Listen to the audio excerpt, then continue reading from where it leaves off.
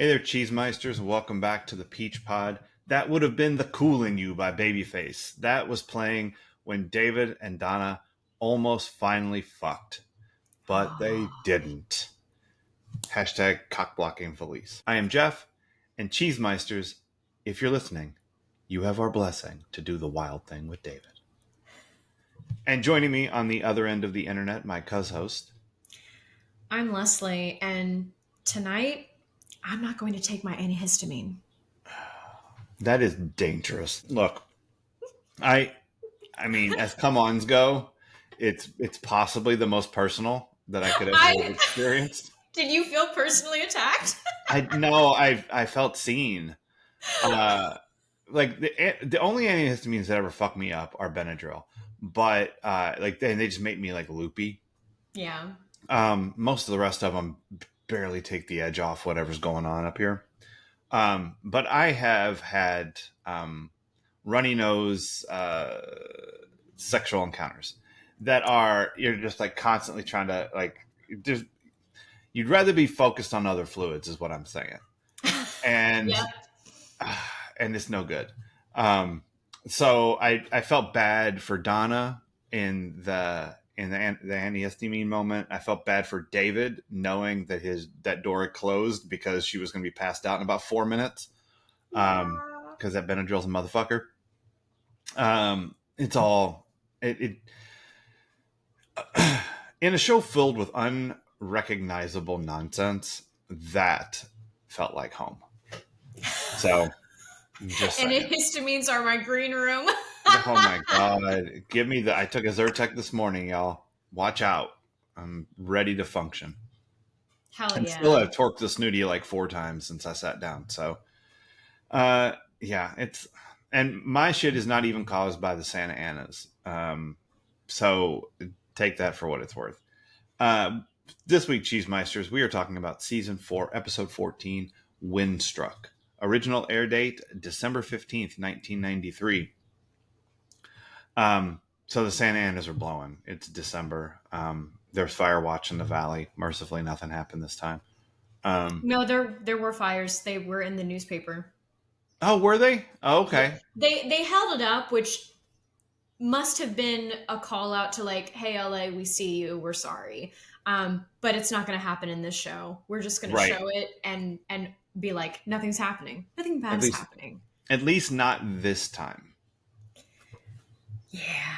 Because I don't know if you know this, but the Santa Anas, they happen like all the time, like every year or whatever. At least they do on this show. So wait, what? This is going to happen again? Santa Ana's every year they talk about this. Every year someone is like, these winds got me crazy. And I mean, Crazy Ex-Girlfriend, once again, has a whole thing about it, but only in one season, because that would be overdone if they did it every season. But it's not real if you don't have the Santa Anas every year. It's like saying, oh, we're only going to do one Christmas episode. Like Christmas happens every year, you guys. We gotta celebrate the seasons, and one of the seasons here is Santa Ana season. So yeah, I need Santa Ana carols. Oh, that'd be good. I mean, it's mostly just people singing "Everyone Knows She's Wendy" over and over again. I mean, it gets real repetitive. So there aren't enough. Summer winds keep blowing in across the sea. You can do that. There's 2 songs. We got 2 whole songs. Hey, Cheesemeister, if you've got any other wind songs, let us know. Yeah. We'll make the Santa Anas playlist. Summer breeze makes me feel crazed. No shit. By the way, I love Summer Breeze by Seals and Crofts. Love it. 100% love it. There's a weird, someone did a remake of it that I discovered like 10 years ago. Someone I'd heard of too, did a remake of it. And mostly they just added like a bass line. It's real weird. I was like, why was this needed? I don't understand. Like, you didn't even, okay. Yeah. Leave Summer Breeze alone. Eat it. Yeah. All right. So did you throw up in your mouth or throw something this week? No, but I got scared. Did you? Okay. What did you get scared of? Dan scared me a lot. Ooh, okay. Yeah, And Dan got some Randall stalker vibes. scared me. The look in both of Yeah. these men's eyes, Interesting. Okay. like Andrea better be sending a memo to the head of the RAs and be like, this dude's watching me. Yep. Either Dear get me in Kelly the room. Horn.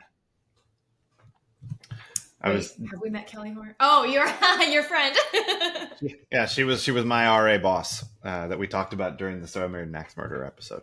So Best friend of the podcast. that's right. Kelly Horn's best friend, the Peach Pod. She's gonna love that. I can't wait. Good.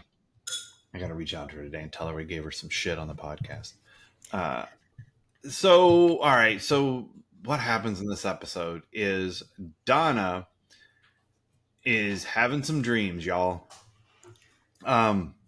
She is having a dream where she is on the Howard Stern show, and he is on brand, asking her if all of this is real, Oh my god. which at the time it was.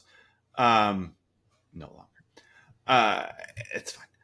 And saying that her audience, which I like, it took me a minute to figure out that he was talking about her radio audience, not like her audience of people who watch 90210, like how meta this dream was getting. Yeah. But her audience wants to know why she and David aren't bumping uglies. And she's like, rude, Mr. Pitts, because you're not really Howard Stern. You're my landlord in a wig. And by the way, pretty sure that Howard was offered that part. Interesting. Because he talked about the show all the time. Like Howard loves this kind of TV show. Like I'm sure, like, I Really? haven't listened in a minute, but I'm sure he's talking about Love Island. Like he likes like reality. He loves The Bachelor and like anything with hot teenagers and shit. Like this is 100% in his wheelhouse. So I he had no talked about idea. 90210, yeah, all the time. And I'm sure that on the air talked a lot about David not having sex with Donna. What's going on with these kids? So inviting him to do the show is dead on, and I just don't think he could make it work, like timing wise. Or he just didn't want to. Like that's a thing Sure. too. Howard's like, I want to, but I don't want to, so I'm not going to do it.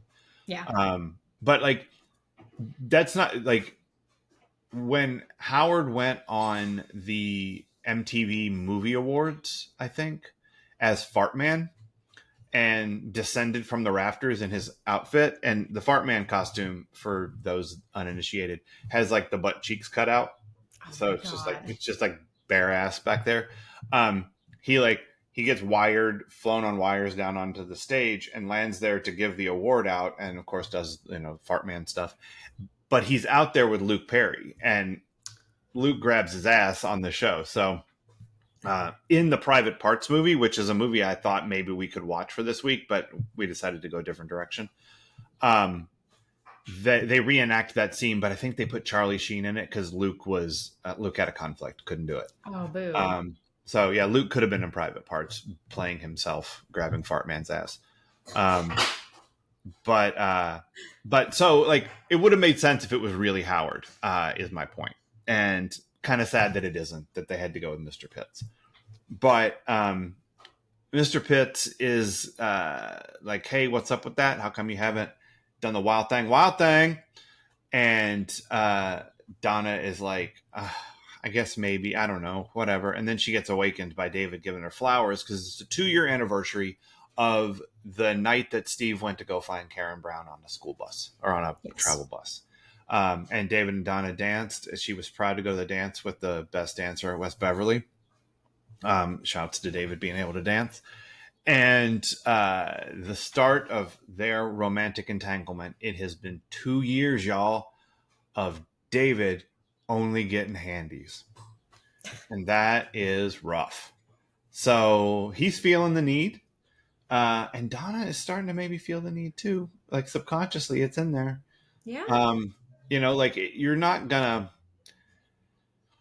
if the dreams you're conjuring up about sex, and like, is it okay, are interviews with Howard Stern or interviews with Dr. Ruth, Hell you yeah. are you're positively predisposed at the moment to making this move.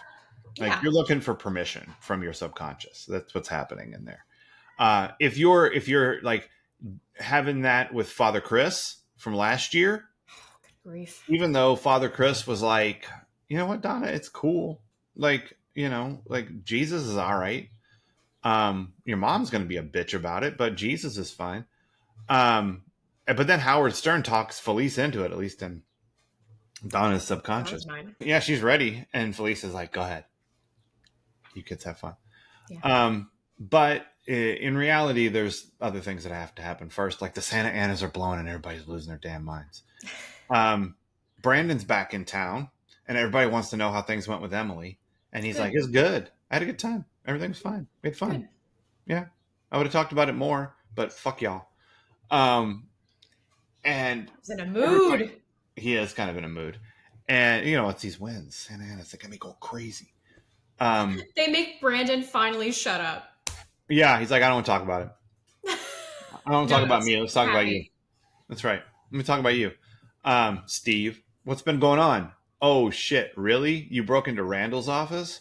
And like the first 10 minutes of this episode is just people catching each other up on the shit that happened when they were somewhere else, which is um I mean, it's been, the show's been off the air for 2 weeks. Like we went from December 1st to the 15th, so it was off there.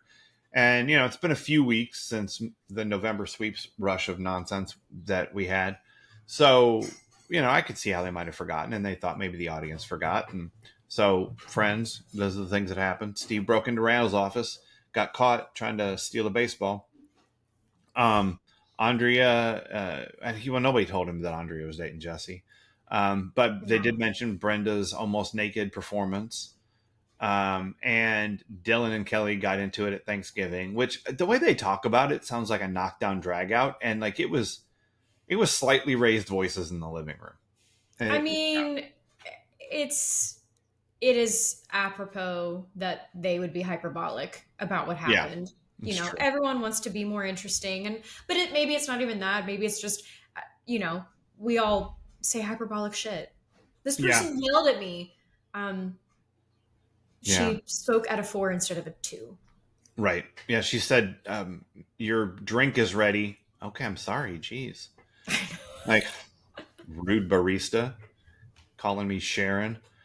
I don't know. That never happened to me. Um, uh, but they're all catching everybody up, and Steve is like, Brandon, can you help me out with your boy Randall? And Brandon's like, look, I don't want to tell you why I can't help you here, but just I can't. My hands are tied vis-a-vis Randall. Um, because I didn't tell you before about Lucinda, his wife, who is really keeps trying to fuck me, and Deshaun, the basketball player who I'm tutoring, who just won't do the work. And oh shit, Randall gave him a B anyway. Um, and Deshaun trying to fuck me like figuratively. All this is bad, Steve. I can't help. I got nothing. And Yeah. and he's like, but I bet your fraternity brothers, those real stand up assholes that you're like constantly just trying to suck off in the parking lot. Defending? Yeah, I'm sure they Honestly, got your back. that might be the closest I got to throwing up in my mouth, because the way Steve was defending his Uh huh. brothers, like, you can't say anything about my brothers. Like, what did you drink, Yeah. Steve? Yep. Yeah, he's been that way all along, and so far we've seen no positives come from this interaction, this relationship he has with Keghouse. Yeah. Like he was almost just dog walked in front of the entire campus for rape because he was trying to help out a brother.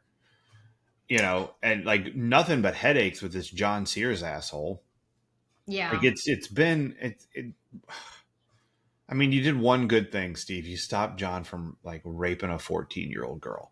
But like if you hadn't been there for that, that would have been bad. But Mhm. otherwise, this association has been no good. And not for nothing, but now you're squarely in the crosshairs of the progressives who are in charge, even though Brandon bailed on their political efforts and tried to warn you about abolishing all Greek life being a plank in there.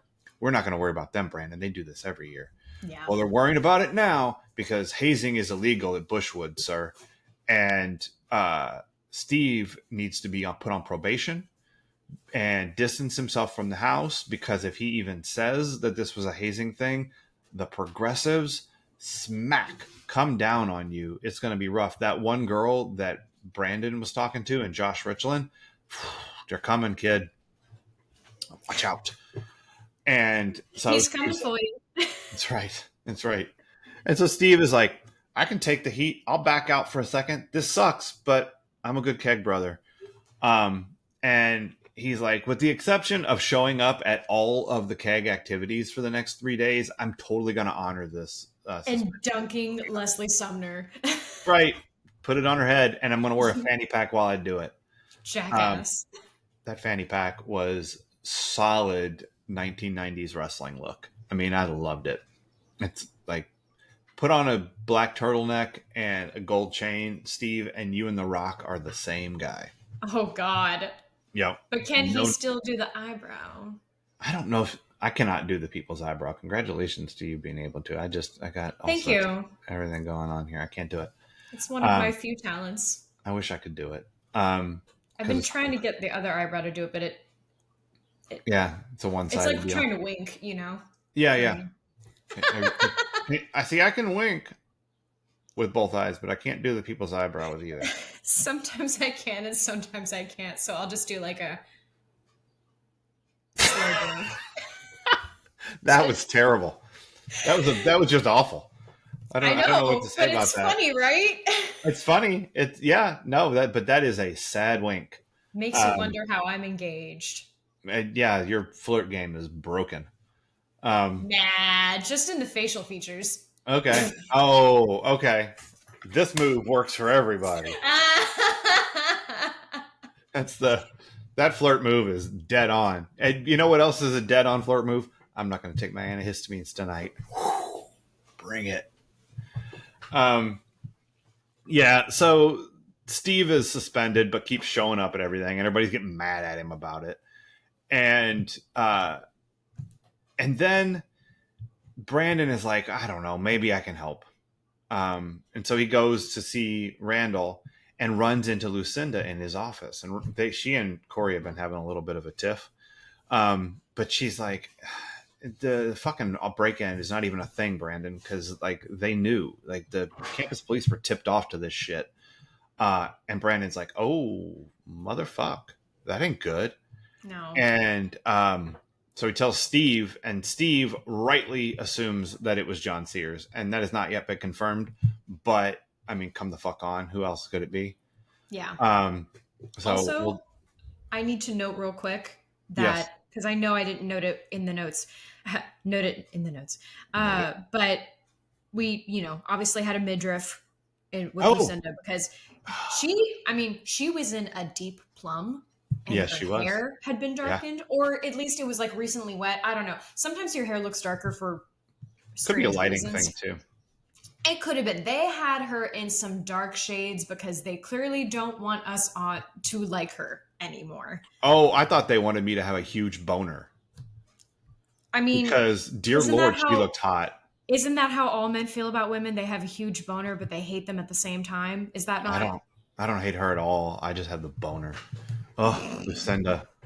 She looks so hot in the plum. You kidding me? I don't know. If they were trying to turn us men off, they failed. It's not about turning them off. It's about making them angry that they're so turned on. Oh, yeah, not that. I get angry at Steve for. You also have a healthier brain than most dudes. That's right. I'm great.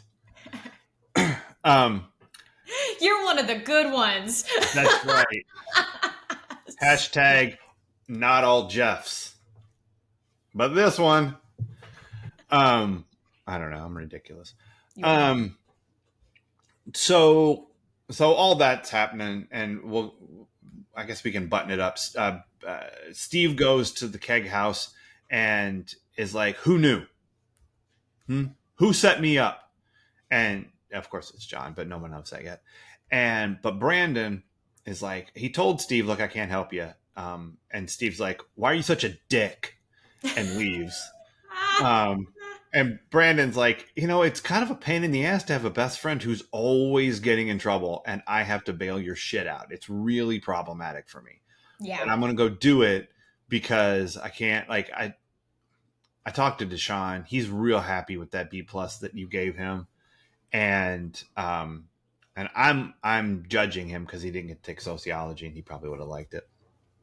Whatever, Brandon, fuck off.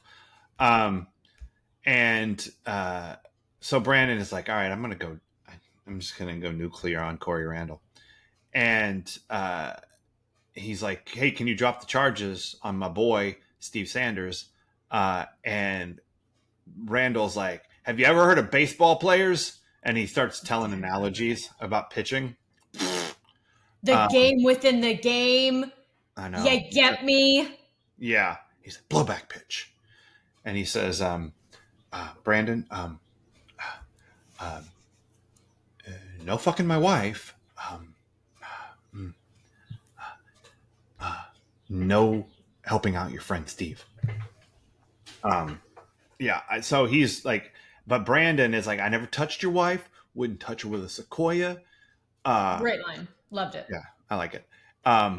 But don't take this out on Steve. Just like Steve says, don't take this out on my keg brothers. And everybody should just like be mad at who they're mad at, I think, is part of what's going on here. But Brandon's like, I'll tell everybody about Deshaun. I don't give a shit. Oh my God, it was so great. I'll go to the papers. I was like, not the papers again. No, I will call the Blaze. I'm not even going to call the Condor. I'm going back to the West because those seniors that we left behind last year, class of '94, shout out. They were ready to change the world on that newspaper, and if I gave them a college cheating scandal, they won awards for that shit. Two guys in Kentucky won a Pulitzer, I think, for reporting out on all of the cheating that was going on at UK in the 80s. Heroes. Yeah, except it didn't go anywhere because when the investigation came, they refused to give their notes to the cops or whatever. And so the Kentucky got a slap on the wrist, some bullshit. What the hell? I know. Yep, good old boys. Anyway, Randall's like, fuck. I can't handle that. I can't handle any Blaze coming at me. I can't handle the heat from the Blaze. Are you going to call the security guard or am I? And Randall's like, I'll do it. Which at first I interpreted that as like, are you going to call to get me thrown out or am I calling to get myself thrown out? Like, throw myself out. It felt like an insult I would throw out there. I'm not great with the comebacks, Sure. Like, yeah. This is why I lose sleep at night, remembering, I could have said this. Damn it. It's a jerk store moment. Yeah. Yeah. Yeah. And then I realized, he means like, are you going to be the one to change? Are you going to be the one to make the move or am I going to have to make the move? That's right. Within the game. Because this move's getting made. And Randall being properly cuckolded by Brandon here, which is exactly what he likes, clearly based on his relationship with Lucinda. Like, considering he's mad at Brandon and not his wife, like, I know how Lucinda gets when she sets her eyes on someone. Like, yeah. So you're okay with this. And you're mad you're okay with this. Mm-hmm. People, be aware of your kinks. Randall's twisted. Others. Yeah, Randall is. Again, he's mad at the wrong person. Yes. He should be mad at Lucinda. Instead, he's mad at Brandon, but he's taking it out on Steve. It's very complicated in the mind of Corey Randall. It's definitely easier for him because, he can easily get rid of Brandon. Right. You can't easily get rid of a partner. I mean, this is why people just end up killing their partners instead of divorcing them all the time. Yeah. Yeah. Expediency. The other thing that's going on in this episode, a couple other things, I suppose. Everybody goes and has dinner They get Chinese food, and except for Andrea and Steve, they were busy.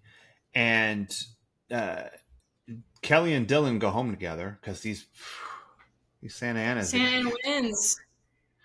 I like the way Jenny Garth plays Wind Horny. Oh yeah, because she's like, I like that Dylan has to give this other non-colonizer example of the Santa Ana winds and say like, listen, either I fuck you or I murder someone. Either way, I can't get in trouble for this. That's right. We're clear. Like everything's fine. We're all green lights down Santa Monica Boulevard, you guys. Just straight to Dylan's house. Hey, I get it. Yeah. And they do it. So that's cool. And so and then they're like, oh great, everything's back to what it was before because I want to go to the car wash and you want to go to Joshua Tree or wherever you wanted to go. And he's like, no, this is cool. I'm fine now. It's been a few months. I've acclimated. You go do your thing. I'll do my thing. I'll catch up with you later. This is where we should have been in September, but it took us to December. But we're here now. We're good. I was fine with it. At least they acknowledged the previous problems. Yeah, exactly. And now we're wiser, more mature. It's fine. We're good. Sure. And the other thing going on is Andrea and Jesse are a thing. A thing with capital T. Yep. She took him to Grandma Rose's. He ate extra latkes. Bought her a gift. An umbrella? No, baseball mitt. But also, didn't he get an umbrella? The first there were two different. I think there were two different Hanukkah gifts. I thought he got an umbrella or something. I don't know. Baseball glove, something. There were multiple things. I thought. Anyway, might have been something cut out for me. I don't know. It's possible, I guess. I can't remember. I don't know. It all blurs together. I just know that Felice also gave them permission to do the wild thing because I'm pretty sure they did. Okay, but also they did it after she agreed to have a burrito at the same spice level that he's getting, and I'm like, girl. If you thought that a runny nose was a problem for the having of the sex, wait till you're just shooting razor farts. Oh my god! I was like, oh no! I like if he's asking me to to his apartment after, I'm gonna be like, you gave me a burrito, dude. You just ordered me. It's not even just the burrito, but you challenged me to get the same spice level as you. We're gonna. Well, now I guess I'm only having half. And granted, you know what? I shouldn't project my cronyism onto Andrea. She could be perfectly fine. Yeah, but I think odds are just based on like this is not like if he was on a date with Padma Lakshmi, who grew up eating lots of spice, and like you should watch her hot wings episode because she gets like through all of them and she's like, that one was interesting. I didn't really like it, but it's like total handles all the heat, like no problem. Wow. You can give Padma that burrito and you guys can then go have a real good time. It's going to be fine. She's not going to have any GI issues, I would bet. Wow. But you give it to little Andrea Zuckerman, who was like, I've never tried sushi, but I heard it's good. Like she has a bland like food history, little bits of trying things here and there. Well, when you live with your grandma. Yeah. I mean, you're getting Grandma Rose's matzo ball soup, which I'm sure is delicious, but it's not like matzo ball soup's not super spicy, you guys. It's salty as fuck, but, and it's yummy, but it's not spicy. I think if you put sriracha in matzo ball soup, it would just absorb all that heat and you would not even feel that. Like it would just no heat from your matzo ball soup. But then they go do it and they have fart sex. So we had two very realistic, intimate stories here because it's not always hot and sexy. Sometimes it's smelly and sexy. Yeah, Sometimes you can't even smell because you're stopped up. that's true. Sometimes uh, your mom and dad show up from Houston and cockblock the whole affair because Donna and David are not allowed to have the sex. No, not yet. Nope. But they are allowed to continue living together because Donna is finally honest with Felice. And Dr. Martin is like, Felice, come on, don't be an asshole. Yeah. And it works. Come on, Felice. Don't be a cunt. Yeah. It's hard for her, but she gets there and they're able to keep living together. But Donna's like, but they trust me again. So none for you, Mr. Silver. Yep.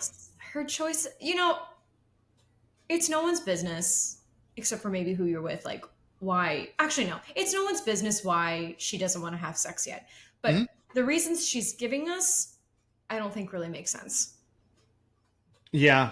Or they're not the true reason. Like, I think she's just not ready and she's not comfortable saying she's not ready. Right.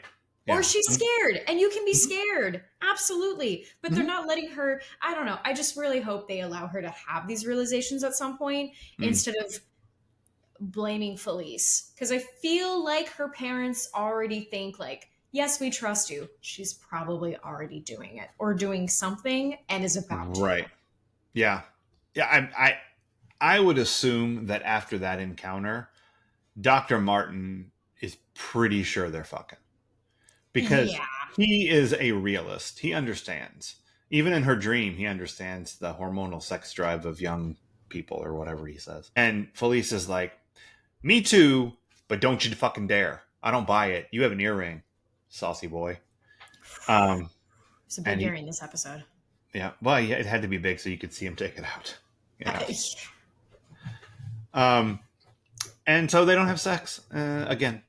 Still. So what is this episode really about? All right, Cheese Meisters. I think this episode is about how we give things too much weight. And granted, I want to preface, these are things that deserve some weight. You know, like obviously losing your virginity, yes, it is a deal, but it doesn't have to be a big deal. You know, it doesn't have to be the end all be all. In fact, I would encourage people to put less pressure on it to be a thing and just allow it to be. Right. Like many things in life, but I think there's too much weight put on the whole, keeping your virginity and losing your virginity. Yeah. There's too much weight put on Santa Ana wins. Like, granted, I have never experienced it, but I have experienced, Mercury in retrograde or whatever. Guess what? It's always in retrograde. It's always like the full moon. These things absolutely bear some weight, but they don't bear all the weight. And brotherhood. That should be a trustworthy thing. That should be, your frat, your community, whatever you are putting your stock in, that does deserve some weight, but you can't rely on them to be everything. You also, especially this quickly, probably shouldn't be putting all your eggs in the trust basket for them because, again, Steve's been so delusional about this, but maybe this is part of Steve's quest looking for family and not realizing that he has very much a chosen family. Yeah. That's possible. So yeah, we give things too much weight. Well, speaking of the Santa Anas, and I think you're right, we do give things too much weight. The Santa Anas have to carry a lot here.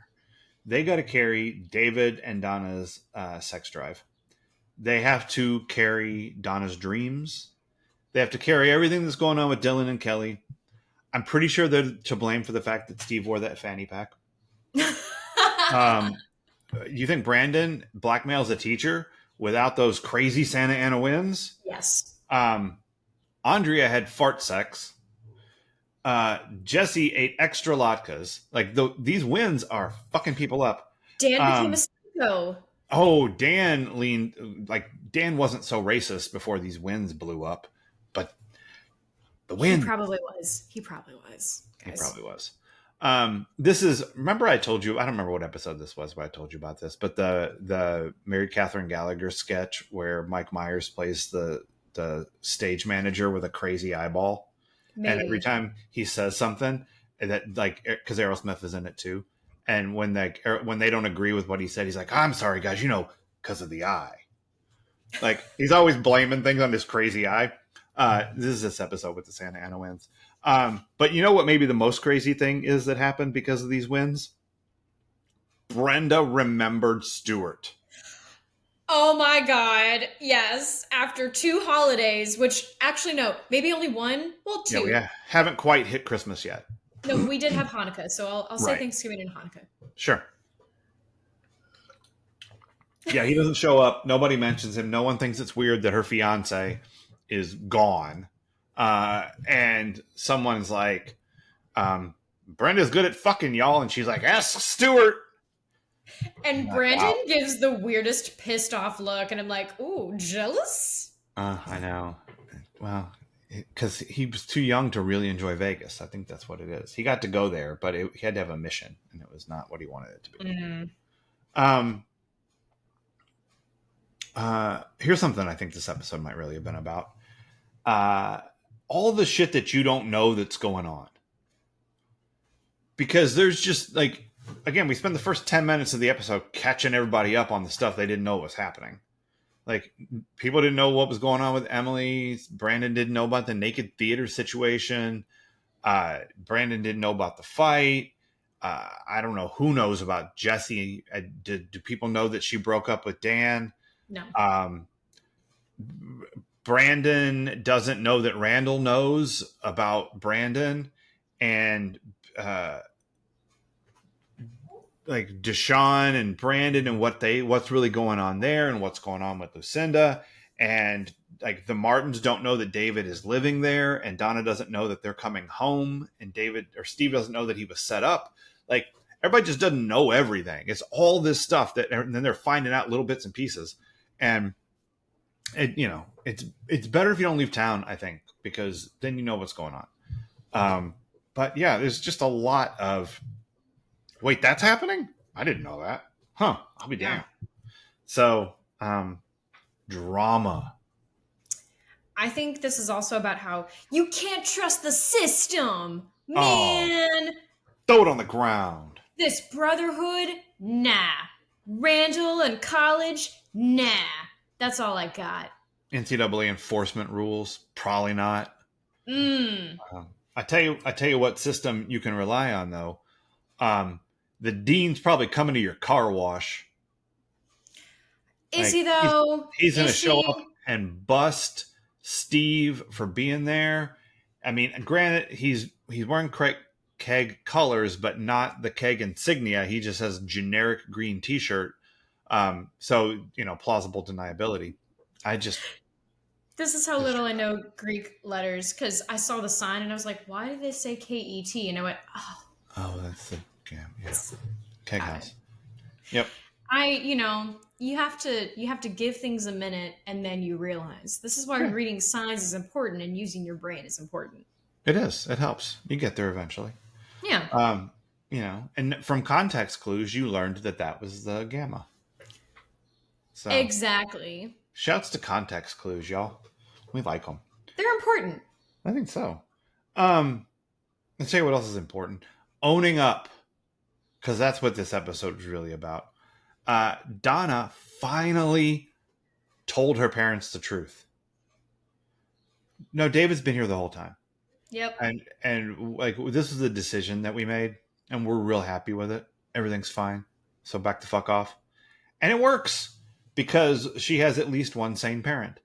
And but if Donna keeps trying to sneak around, even though they live in Houston, it's not going to go well. Brandon owns up to what's been going on with Lucinda to Randall. He finally clears the air with Lucinda, with the Deshaun shit, with the Steve shit. Like, he just puts it all out there. He just owns all of it. Yeah. And Deshaun and Brandon own up to their complicated relationship where Deshaun's like, sorry that I threatened your life and whatnot. And but I value our friendship. And Brandon's like, bitch, please, we're not friends. You just Oh, try that to was use great. me. And Yeah. Deshaun's like, Brandon, don't be that way. Which I kind of like that attitude from Deshaun. Like, now Brandon, you know that you're being silly here. Like, I That didn't actor mean all that stuff. that actor is too charming to be Yeah. mad at. Like Right. Yeah. I I'm for it. I'm listening to him and I'm just like, yeah, how can I be mad at you? Wait, what? You got oh Even when he was possessed by that ghost or whatever in Fallen, you were like, I can't be mad at you, Deshaun Police Officer Hardell.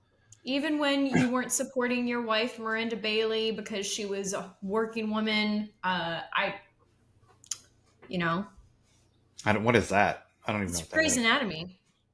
Oh, I knew he was in that. I didn't know he was what he was up to. Yeah.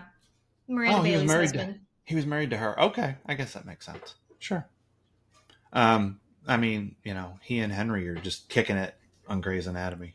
I know. I'm sure they don't, but I like to think sometimes about actors running into each other on gigs they're currently working on, being like, "Hey, we were on that thing together. What a trip! I know What was your they never experience crossed like?" paths. Yeah, they weren't there at the same time at West Bev and California University, which is sad. And most of Um, the time, they like when I'm yeah, thinking about these fake conversations, I'm like, "Oh yeah, you all wouldn't have been on at the same time." And also, they probably had very little interaction on Grey's Anatomy as well. yeah. I don't remember. I mean, I think I knew he was on there. He was on ER too. Really, Yeah, just yeah. making the circuit. He did. I mean, I think he's still getting work. Cress Williams, shout out. I wouldn't be surprised. Like he's Yeah, good. he's real good.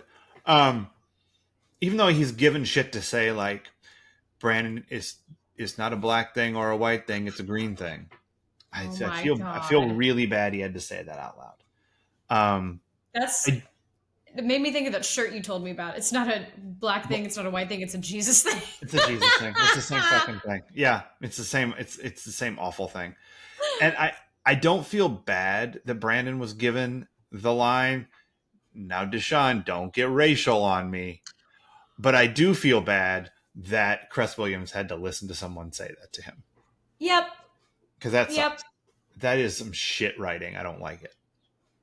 Oh, Maybe God. that yeah, it's not great. Yeah. Um But we have a level set between Brandon and Deshaun. Now they can move forward from a point of honesty, which is I'm no longer going to try to tutor you because you don't give a fuck. And Deshaun's like, cool. Like, I got what I wanted. that's right. You're willing to do this for me. I accept. I will not Yep. do anything in return. Thank you. And maybe that's part of why I think everyone in this episode is a little bit delusional. Okay. Well, it's the Again, winds well, it's the winds. The winds. because of the eye. You know what? They talk about the winds in Midsummer Night's Dream. Uh huh. Titania's getting mad at Oberyn in her speech, like, "Oh my god, I have this changeling, and you're fucking up all of nature over the fact that I love this changeling more than you. Yeah. Stop it. You're you're fucking with the humans, and they can tell." I'm dumb.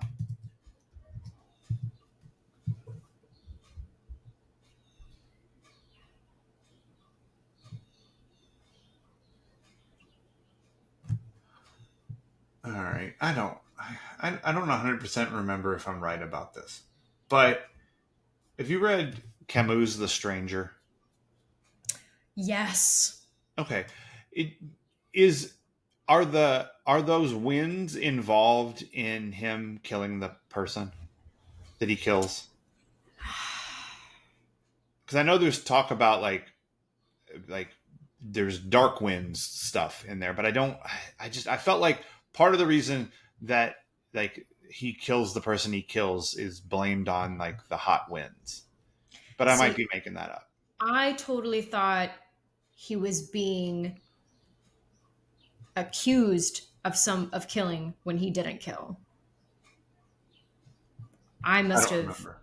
I I honestly don't remember. okay. Great. We both have an interpretation. I totally read it as, and yeah, that was a pandemic read, so So I'm that a was like lot. a freshman year of college read. So it's been a minute. Okay, so we both have reasons for why we may not remember this properly. Yeah. But I totally thought it was about someone being accused of murder who hadn't committed a crime. It was just no one knew who this person was. Gotcha. And so they're Yeah, accusing fine. him.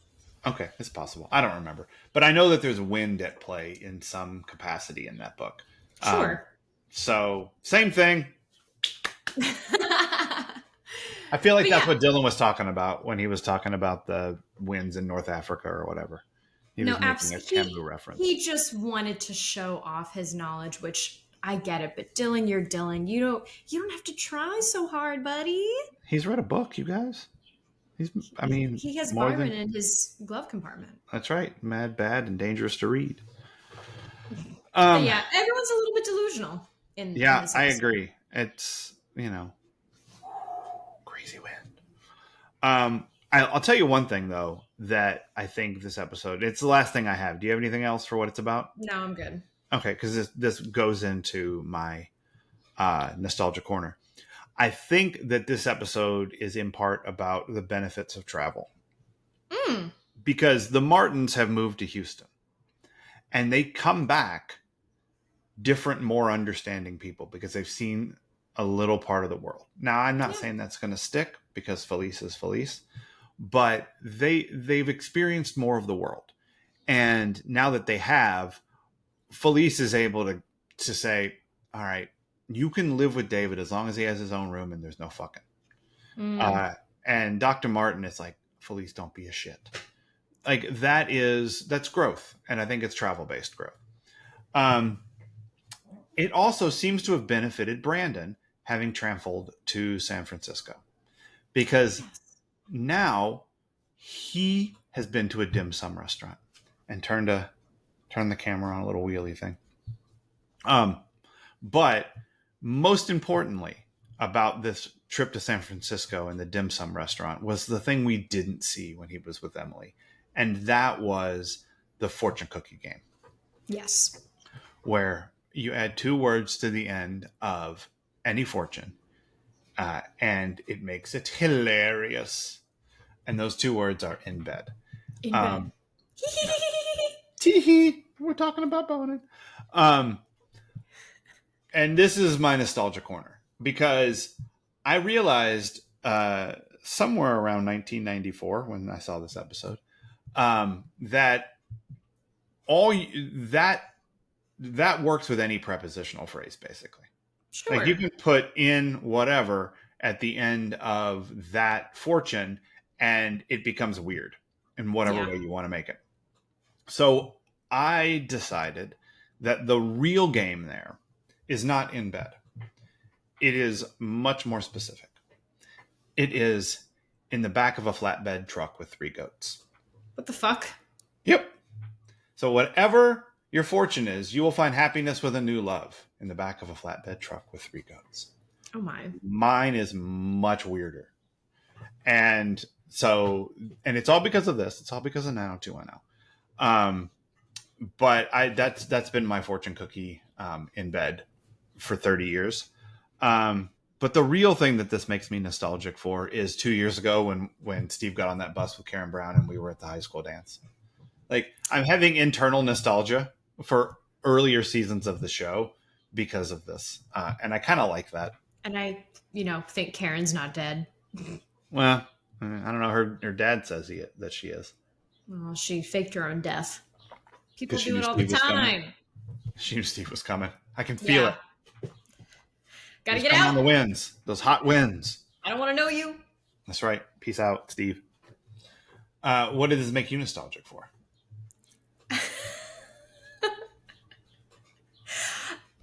I hope it's fart sex. Please be fart sex. It's not fart sex. It is not using antihistamine sex. Okay. Runny nose. Because I don't let allergies get in the way.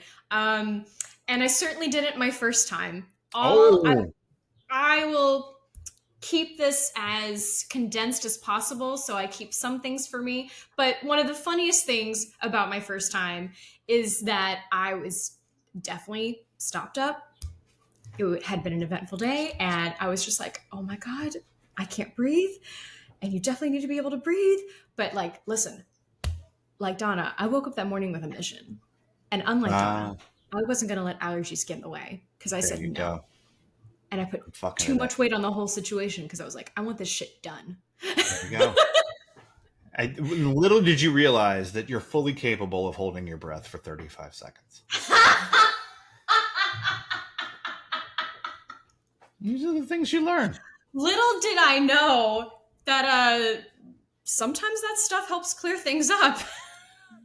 Yeah. There you go. It's like having a little spice. Woo! Yeah, exactly. Yeah. Put some wasabi on that shit. So yeah, yay, first time. There Allergies. You go. Nice. Allergies try to stop me, and I said, fuck you. I'm losing my V card tonight. That's right. I don't care how many of those little cartoon boogers are rolling around in my head from the commercials that I see. I'm taking my Nasonex or whatever. We're doing it.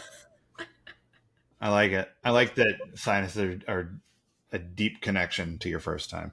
Yep. Congratulations. Would I be from the Midwest if they didn't? Well, that's 100%. Okay, who was your Steve Sanders Memorial worst person of the episode? It's Dan. Yeah, because we didn't really talk about it, but Dan is standing there when Jesse drops Andrea off, and then he says a whole bunch of racist shit. He's standing there looking dark as hell, like he's never been broken up with before. Yep. Like he put more weight on this relationship than it sounded like.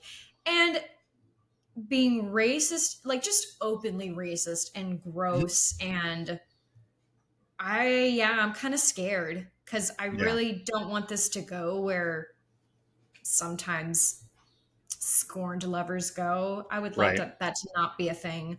Yeah. Especially after the horrible Take Back the Night episode. And also he seemed like a really cool guy, but hey, that happens. How many times have like, well, this person seemed really cool, and you know, a year later they're threatening to kill you. Things happen. Yeah. It's he's given a bad name to RAs everywhere.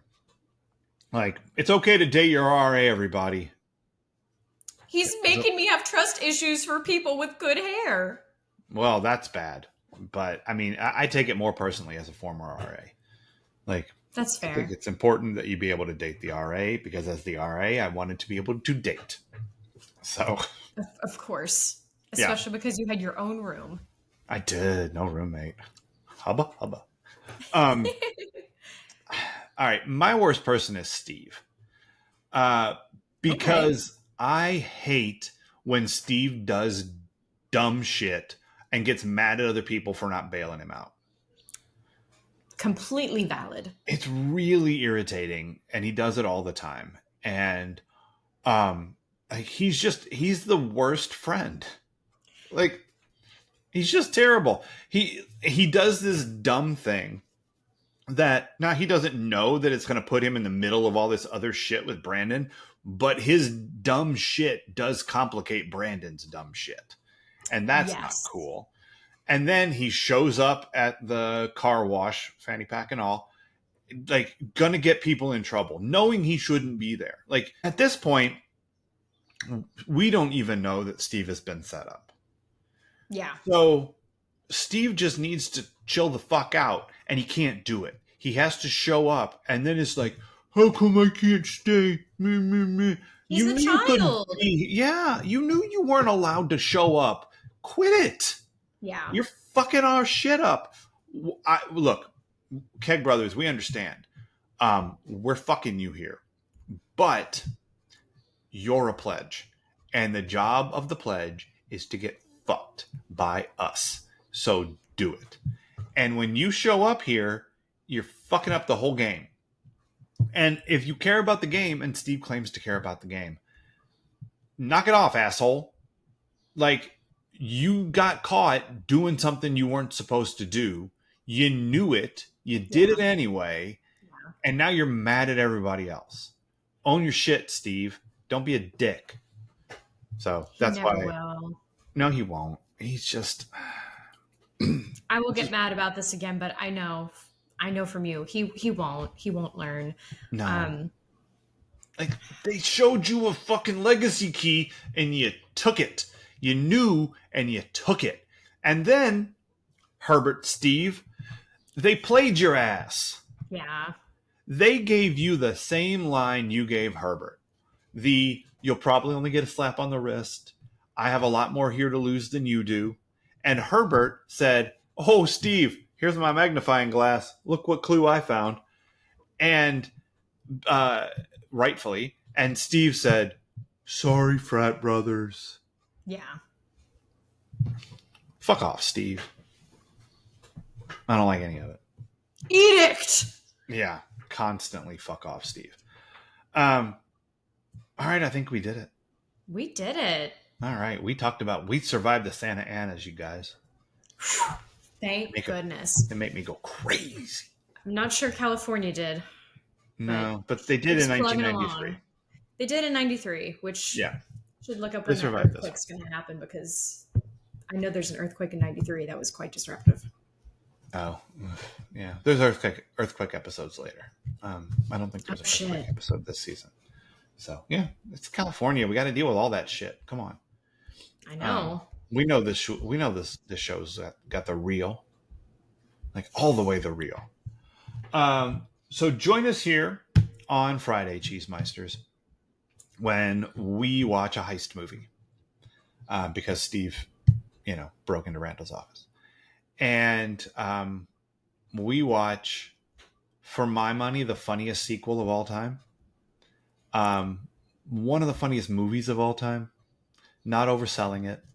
We're gonna watch The Great Muppet Caper. Yeah, it's the home of the greatest villain performance in the history of cinema. Shouts to Charles Grodin. It's amazing. And some of the weirdest meta jokes you've ever heard or seen put on film. It's fucking awesome. We're going to watch The Great Muppet Caper, and I'm so excited. I can't wait. So Leslie will see that for the first time very soon, and the world will be better because it only improves things. And join us here next week, Cheesemeisters, when we watch season 4, episode 15, Somewhere in the World It's Christmas. And we have to choose a Christmas movie to watch with it. You also have to send me the episode, because Paramount Plus, for some reason, said Somewhere It's Not Christmas. Interesting. Okay. I have a theory based on my memory of the episode about why that would be. It's probably music related, to be honest. That's what I figured. Yeah, it usually is. And I don't remember what Grant show up and sing. I hope so. More work for great. Amy. 1993, Amy Grant was getting it done. She was quite popular she was having her moment. I mean, we had one of the main CDs we listened to at Christmas time was Amy Grant's Christmas CD. I bet if you went and looked at it, it came out between 93 and 95. It had to have been, because I remember being small and listening to it. Yep. Yeah. So I don't know. Yeah, I'll send you the episode. Thanks. Yep. So, and we will be back here next week to talk about it, Cheesemeisters. So come on back now, you hear? Bye. Bye.